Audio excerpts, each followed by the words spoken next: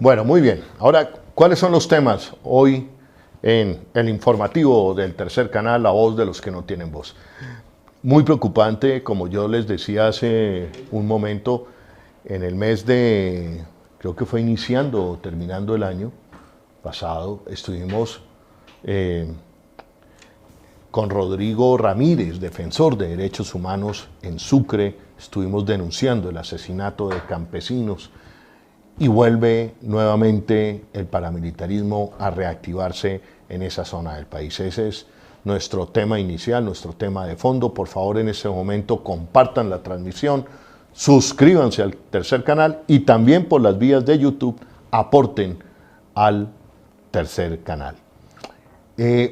Tenemos el caso de Sucre, la reaparición del paramilitarismo, y después vamos a hablar de una sentencia histórica de la JEP contra 15 militares, entre ellos 2 oficiales, suboficiales y soldados, por el asesinato de 15 civiles en lo que se ha conocido como una de las primeras sentencias de falsos positivos. Pues bien, en este momento de la tarde me comunico con la ciudad de Barranquilla y le doy un gran saludo al defensor de derechos humanos Rodrigo Ramírez, quien siempre ha velado por los campesinos del sur de Bolívar, de Sucre y de Córdoba, pero lamentablemente hoy lo tenemos nuevamente confirmando lo que ya habíamos advertido en su momento.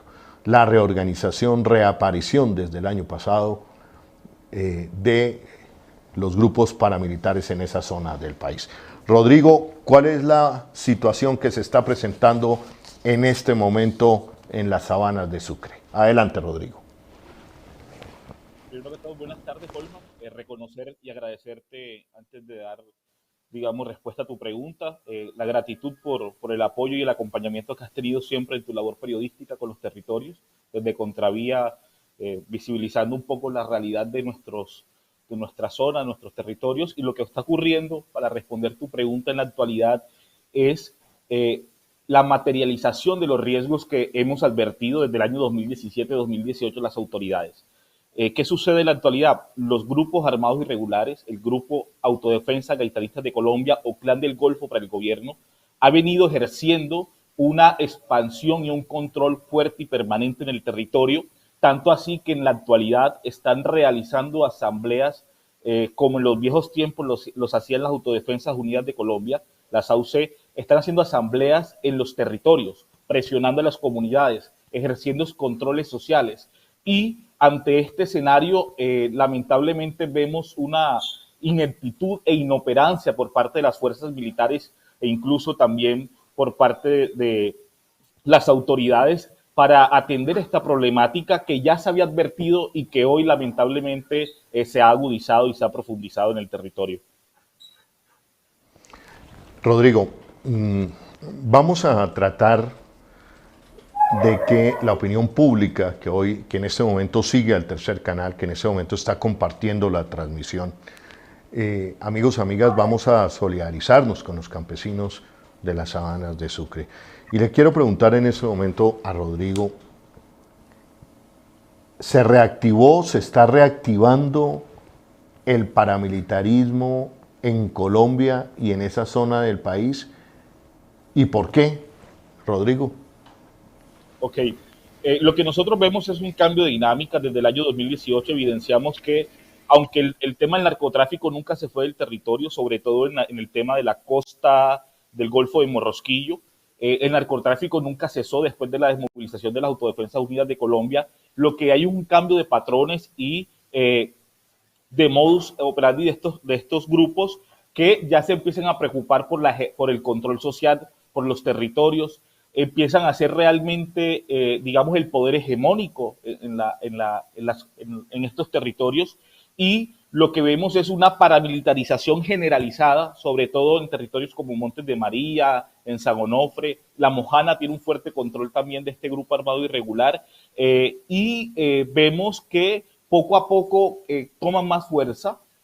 Hoy estamos hablando de confinamiento, estamos hablando de toques de queda en las comunidades, estamos hablando de desplazamiento forzado, estamos hablando de amenazas contra líderes y lideresas sociales, estamos hablando de una desconfianza con las autoridades porque cuando las comunidades denuncian estas problemáticas, lamentablemente no se ven, digamos, acciones concretas que permitan el romper con estas estructuras armadas criminales, y muchas veces quienes denunciamos y accedemos a la justicia, la información termina siendo filtrada y termina en manos de los actores armados irregulares que generan, digamos, los territorios. Después de las denuncias que nosotros presentamos en el 2018, que tuvo, digamos, gran visibilidad a nivel nacional, la respuesta de ese entonces de Guillermo Botero ante las denuncias fue afirmar que en Montes de María no ocurría nada, mientras a los líderes de la zona de la alta montaña, por ejemplo, y a los líderes de los territorios cercas pertenecientes al Carmen de Bolívar, estaban siendo abordados y visitados por las autodefensas gaitanistas de Colombia. Y pues es bastante preocupante que este tipo de respuestas que desconocen y minimizan las situaciones de los territorios conllevan a no adoptar medidas de protección y de prevención en los territorios, e incluso las comunidades afirman que hay un relacionamiento entre la fuerza pública y los actores armados irregulares. Y te digo algo, Holman, no es posible que las fuerzas militares nos digan a nosotros que no tienen conocimiento sobre las operaciones de estos grupos armados irregulares en el territorio, donde ya incluso tienen campamentos paramilitares y que nosotros hemos denunciado puntualmente. No es posible que desde el 2002, donde hay un plan de consolidación territorial en Montes de María, presencia permanente de la fuerza pública, nosotros estemos hablando de que en el territorio que está controlado por la Infantería de Marina se estén consolidando un grupo armado paramilitar e irregular. Eso no, nosotros no entendemos qué ocurre con la inteligencia y la contrainteligencia de las fuerzas militares cuando nosotros, ciudadanos comunes y corrientes que ejercemos labores de derechos humanos, a veces parecemos que cuando damos los informes estuviésemos hablando de una realidad paralela, porque la respuesta institucional es o negar los hechos o minimizar las cosas o decir que es delincuencia común. Mientras tanto, ellos de manera impune siguen fortaleciéndose en nuestros territorios. Sí, en efecto, Rodrigo, por eso en este momento de la transmisión les pediría a ustedes que compartan en este momento la transmisión, y también les pediría el favor de que por el chat queremos confirmar si les llegó a quienes están conectados en este momento la alerta de transmisión, del inicio de la transmisión del tercer canal. Estamos teniendo algún tipo de problemas con las alertas de los programas que desconocemos. Rodrigo, mencióname por favor, qué poblaciones, qué pueblos es donde han hecho reuniones públicas los grupos paramilitares. En segundo lugar, ¿en dónde es que ustedes han ubicado o se han ubicado los campamentos paramilitares? Y tres, vale la pena resaltar y subrayar lo siguiente, como dice Rodrigo. Estamos en un área de operaciones de la Infantería de Marina, es un área de consolidación de la Infantería de Marina, un área de consolidación del proceso de paz de la Administración Santos. Cuéntanos estas poblaciones y qué está pasando entonces al respecto. De lo que estás insinuando es que en este caso la Infantería de Marina sabe cómo otrora sabían cómo estaban funcionando los grupos paramilitares en esa zona del país. Sí, precisamente señalamos, incluso más allá de una insinuación, es señalar puntualmente que debe existir una responsabilidad por parte de la Infantería de Marina que no está garantizando en debida forma la seguridad de nuestros territorios cuando ellos tienen presencia permanente. Por otra parte, también hemos denunciado las relaciones y los vínculos entre algunas administraciones locales del departamento con grupos armados irregulares. Sin embargo, no hemos visto cómo las operaciones, digamos, las investigaciones y la labor de investigación avanza, y la Fiscalía General también parece que está durmiendo en el territorio. Bueno, las zonas de principal control territorial de este grupo es La Mojana, que tiene una profunda, digamos, un profundo dominio casi hegemónico en el territorio. Se presentan situaciones bastante graves de seguridad.